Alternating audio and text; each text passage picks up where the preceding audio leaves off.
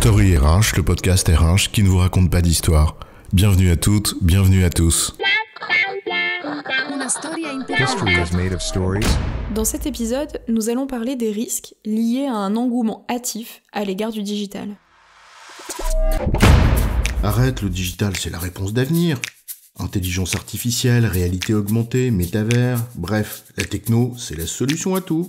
Engageons-nous donc résolument dans la voie du progrès, enfin. Et nos entreprises retrouveront les vertus d'une transversalité renouvelée dans laquelle la coopération devient naturelle et fluide, tout en bénéficiant d'une productivité jamais atteinte.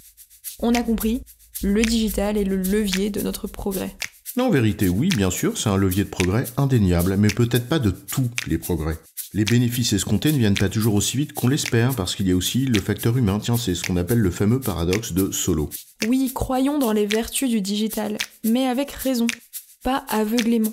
Faute de quoi, on s'expose à certains risques, comme celui de la totémisation. Alors, attention au risque de totémisation du digital, c'est quoi l'histoire ? On a deux raisons simples d'être vigilant. La première, c'est que le digital, c'est d'abord un marché, donc il y a des intérêts marchands, et qui ne sont pas étrangers à l'hypertrophie de la promesse digitale. Et en ça, le discours digital, bien, c'est un marqueur des jeux d'acteurs. La seconde raison, c'est que la présence d'un discours dominant qui semble peu soumis aux débats contradictoires, et qui confine parfois à la pensée unique, est à la fois révélateur d'une croyance collective et d'une insuffisance d'esprit critique à un moment donné. C'est en cela le marqueur d'une époque. Et c'est ce second point qu'on aimerait approfondir ici.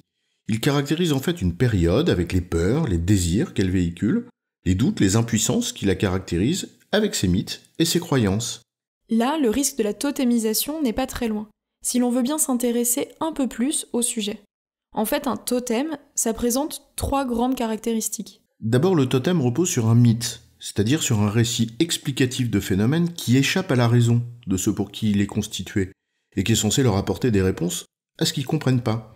Et c'est ce qui leur permet de se faire une représentation du monde, de la réalité, de ce que tu veux, mais qu'ils connaissent mal, ou pas. Le totem, ensuite, fonde une pratique sociale, parce qu'il crée un corpus d'explications commun à un ensemble de personnes, qui vont pouvoir avoir le même référent. Le totem tisse une communauté d'appartenance, d'action et de réaction, de respect, admiratif ou craintif, de fascination et de vénération. Et enfin, le totem se matérialise à travers un objet qui prend une portée symbolique très forte et qui porte les caractéristiques de cette croyance qui a été établie, par exemple un smartphone ou un casque de réalité virtuelle. Bon, en même temps, le totem dont on parle, ce n'est pas nécessairement un truc savamment conçu pour tromper les gens.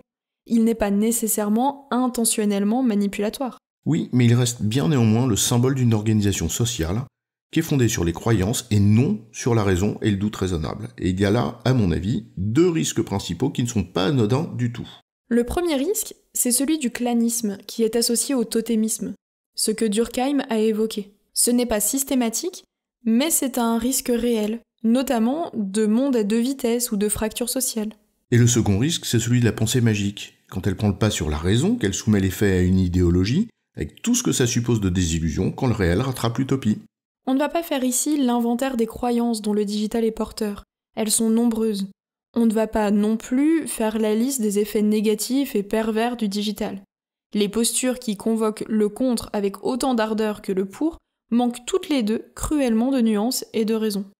En revanche, il nous semble important de formuler la remarque suivante. Quand une croyance est profondément ancrée dans l'imaginaire collectif, au point d'occulter les faits et ce que l'histoire a livré comme enseignement, eh bien alors c'est qu'on se trompe collectivement.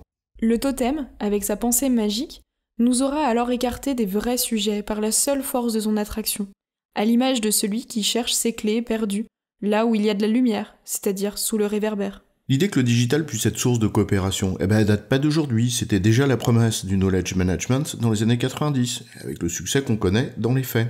Or, peut-être cette croyance d'un digital source de coopération est-elle l'une de celles qui risquerait encore aujourd'hui de nous écarter de l'observation des faits.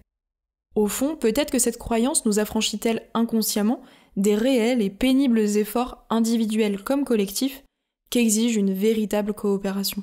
Ou peut-être, parce que mus par le désir fort de voir cette coopération naître, nous en oublions la raison au profit de la pensée magique du digital, ce qui est d'autant plus dommage que la raison nous obligerait à en apprécier les réelles vertus et donc à ne pas passer à côté. Alors, en la matière comme en tout autre, il faut s'affranchir de la pensée mythique pour que le digital ne soit plus un totem qui transforme le domaine des idées, mais bien un fait qui transforme le réel. Un pas à franchir du discours aux actes, de l'incantation à la raison, de l'utopie au discernement, sans lesquels les espoirs de transformation que nous formulons pour nos entreprises risqueraient d'être vraiment déçus.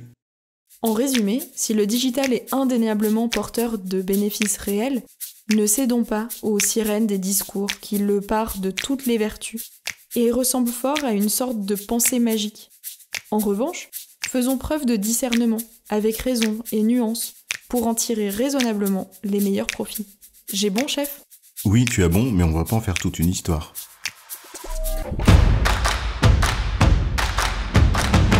Story RH, le podcast RH qui ne vous raconte pas d'histoire. Retrouvez tous les épisodes sur storyrh.fr.